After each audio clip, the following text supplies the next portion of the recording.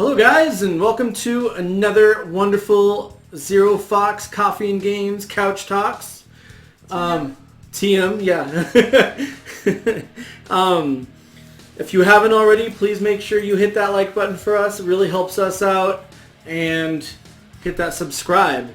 But as for today, we're going to be talking about Shadow the Hedgehog. Yes, the game. The game. The 2005 GameCube game. Yes.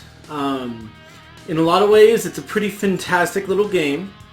I've only played a little bit of it, but it seems pretty awesome for the era, the system, and even some of the mechanics. But I'm going to be asking Xill the questions here because she's really the professional, having beat it several times now, I think. I have never done the final story. Okay. Which we'll get into, but technically I've not beaten the game. I've just played through it several times. It's one of those games where those are different. Okay.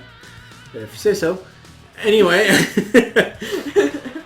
But my first impression of the game, I mean, honestly, like, it seems like kind of a cool game. They really tried to stylize it up to appeal to an older audience, or like at least a teenager audience. Yeah. And it introduces a few new things, and the graphics are, for the time, pretty good, I think. Mm-hmm. The animations, not so much, maybe. Yeah. At least the talking animations. But that's just my first impression. Yeah, the talking animations are trash, basically, but like... Slightly better than Warcraft 3. Yeah. Slightly. But that's just my first impression. It sounds like that you share that kind of first impression. Yeah, it is. There are a lot of cool ideas that go into it. I just wish that the execution had been more polished. Yes. Also, you cannot take the game seriously. It is like, it's not a, if you try to take this seriously, you won't enjoy it. It's no, you can't, if you sit down and the game does not allow you to take it seriously. Yeah, and we'll get into that here in towards the end of our talk. But first I wanted to dive into mechanics. So, what are some bad mechanics? Let's start with that. Bad mechanics. I don't think there are any mechanics that I necessarily dislike the mechanic itself. Yeah. Maybe just the execution behind them. Okay, that makes sense. So, like, sometimes the homing attack isn't very polished. It's pretty standard in the 3D Sonic games, but you jump, and then if you hit the same button again, you home in on an opponent. But sometimes it's a little... It doesn't quite go where you would expect, which can throw you off, and throw CJ off cliffs. Yeah, I fell off the cliffs a lot. It was just kind of a running joke last night. Yeah, I mean, I'm being inclined to agree with that. I don't think there's any mechanics that I've come across in the game, or that when I've watched you play, that seemed inherently bad. Yeah. I do wish that the car was also a little more powerful. I feel like there's a lot of reason to use it. Yeah, I do feel like there's a few things in the game that they put in there that were kind of, not necessarily like revolutionary, but like unique to a Sonic game especially. Like you can drive some of the vehicles in the levels and use some of the turrets, but most of the time you're just kind of better off being your hedgehog self and shooting with whatever gun you have equipped and or ramming yourself into it. But yeah, so you can drive some vehicles, which I thought was really cool, because in 2005 especially, there were not that many games that did that. There were several computer games that I can think of, like Unreal Tournament. Like platformers didn't do that. Yeah, that like Unreal Tournament, some of the, like 2004 you couldn't do it in, but the next one after that you could. Can you drive vehicles in Counter-Strike? I think some of the like, I don't remember some of the big it was that I played that did that. Yeah, some of the bigger warfare games you could, but there's a lot of like platformer games especially where they would have vehicles just kind of hanging out, but they were just showpieces. Mm-hmm. And in Sonic, so far, unless it's destroyed, you can drive it, which has been pretty cool. Mm-hmm. They are rather underwhelming. Like I said, you're pretty much better off just being Shadow. Yeah. But it has an extra health pool, so if you want to just crash into everything, then that's Like, you have that going for you, but that's about it for, like, the default one. Yeah. Then there are other vehicles that are actually useful, like there's one that jumps 5 times as high as you, and there's one with a turret on it with infinite ammo, and there's one that you just use to not get killed by the ground. Yeah, but several of those are just actually to navigate the level. Yes. Whereas, like, I know there's the Jeep in the first level that you don't really ever need it. Right, yeah. Which I thought was kind of a fun little thing to throw in there. It gives you guns. So Shadow the Hedgehog uses guns, which I had no idea that was ever a thing in any Sonic game of any kind, much less Shadow the Hedgehog. So when Kitty first booted it up like a week ago now, is when yeah. he first booted it back up, Xill jumped in and started shooting things, and I was like, wait, what? So that was weird. And you can run on walls, so I mean it's a pretty standard platformer mechanic to be able to run on a wall. Mm-hmm. The mechanic itself felt in some ways not as polished as it could have been, but it was really cool. But there's a lot of things in this game that I feel like they could have done a little bit more polish on. Yeah. The camera controls, the running on walls. Honestly, almost every mechanic in the game, depending on the level, could have used some form of polish of one kind or another. It is kind of true. Yeah, it almost kind of feels like the programmers were using this game as a testing ground, which is unfortunate for the Sonic series as a whole, because it really deserves to stand on its own legs. It's a big, thing. No, I would agree. It feels like now that I'm playing it as an adult, because when I played it as a kid, I was like, oh, this is just a kind of a mediocre game as far as gameplay goes. But it definitely feels like they were just like, okay, let's put as many features in as we want, and we'll just figure out how to make all of them work, kind of. And then if we ever want to use any of them again, they'll be there already halfway made. Yeah.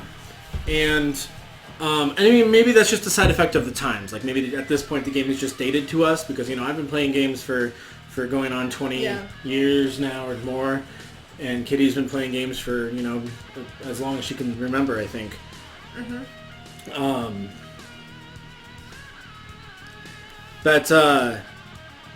So anyway, the mechanics themselves just kind of feel not as polished as they could be, especially the camera controls. Wow. Yeah, but CJ did point out, like, for the era it's in, all the cameras are bad. Yeah. Any camera from 2005 or earlier is just kind of not helpful. Yeah, at least in console games. In most games that I remember playing, the cameras were sometimes even just intentionally bad, like the Resident Evil games as an example. But yeah, and there are levels where that's the case. Like there's one where you're going down a set of rails and you can only look facing Shadow and the thing chasing him. You can't look at what's ahead, and it's to force you to react more quickly to what's coming up. Yeah. But so I don't think that this is new at the time, but this is a new mechanic in especially Sonic series, which is the multiple endings. Yes. I don't think it was super new at the time. I think it was... There weren't as many games. Yes, it was definitely an emerging mechanic, I would say. Yes. An emerging quirk, perhaps. But, yeah, it was definitely not a standard thing in 2005. You pretty much only had really big... Like, Silent Hill did it. Yeah. With one of theirs... And that's the only... I mean, Silent Hill did it in the first Silent Hill in, like, 1989. Yeah. But again, it was... They didn't do it with all their games. Yeah, and again, it was not like every game. Like, a lot of big RPGs and even platformers now, you can easily get multiple endings. Yeah. But back then... and like, Final Fantasy and Zelda never had multiple endings. Yeah, exactly. So, kind of an interesting, fun thing. Something to introduce, something new for the Sonic players. And excuse me, my bread is done. Xill can continue talking about things, however. Okay. So, yeah, each level... Well, most levels you have 3 options. You can do the dark, normal, or hero mode. Normal mode is pretty much always get to the end. And then the other 2 modes can vary. They're frequently take out all of our enemies. So hero mode might be take out all of the aliens, and dark mode might be take out all of Gun, which Gun is the military of the United Federation, which is basically the American military. And then certain levels there might not be a neutral mission, you'll just have a hero and a dark mission, and in that case, almost always one of those two missions is still just get to the end. And then based on which one you complete, you get to a different level, and there's... CJ has a screenshot, but there's like different routes you can take, and there are, I think, 10 endings. Yeah, and so... There's 5 final levels, and each one of them has 2 missions. So you kind of have this like checkerboard setup. And again, I have a screenshot, so I'll post that. But you basically have, each box has 3 different outcomes: good, neutral, and bad.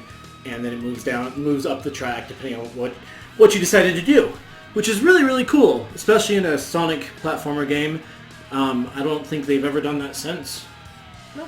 Of any kind, which Yeah, it was one of the cooler, in my opinion, mechanics of the game so far.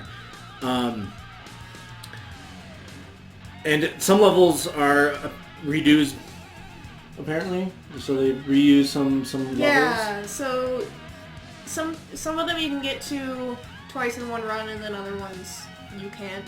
But there'll be like if you do neutral in the first mission, you go. CJ saw this.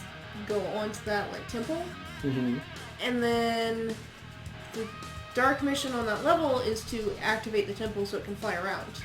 And then later down the track, you go back to the same temple, and your missions are different, and there's some changes in the layout, but the temple's actually flying, for example.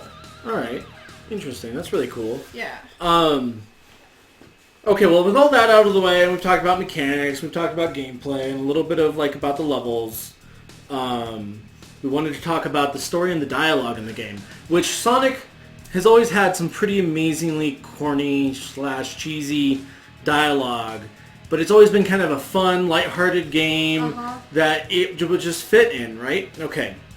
Shadow the Hedgehog is meant to be kind of this gritty, dark, game that's supposed to appeal to, the brooding teenagers or adults or whatnot. But they kept all the weird, cheesy dialogue, and they kept all the weird, cheesy, story. And it's mostly tied to the characters you saw before, so Sonic, Knuckles, Tails, Amy, and Eggman all have that super cheesy dialogue, and then everyone else has what's clearly not supposed to be cheesy dialogue. Yeah. And normally that'd be just fine and fit just fine in a Sonic game, I feel like, but in Shadow it's extremely out of place. Yes. Because the entire time you have that very serious metal music going on kind of, and you have they do every single story faux pas that you could think of. Yes. Every character special. It feels like they went through scoured the internet for every cliche they could find, and one person compiled this list and was going to present it to the group as, okay, these are things we should avoid to make this game more serious. And then somebody else picked it up and was like, excellent, a list of tropes I'm supposed to use. Yeah. So, not to say that the story that it's telling is bad. It just is a bad telling of the story. Yeah. Yeah, so your main character has amnesia, and everybody's trying to tell him a different story, and there's the guy with heterochromia who hates him because of something he didn't actually do, so now he's gonna kill him even though he's on their side. But then it turns out that you're not even that person, you're a clone of that person, but maybe you're not, and it's just I haven't gotten back to it yet, but there's levels where you go into a computer and run around the circuit boards, and it's everything you can think of if they fit it in there. Also, I'm pretty sure no matter what story path you take, you have to hear the president say we will not surrender to terrorists at least once. Tell the commanding generals that the United Federation will never surrender to terrorists. That's interesting.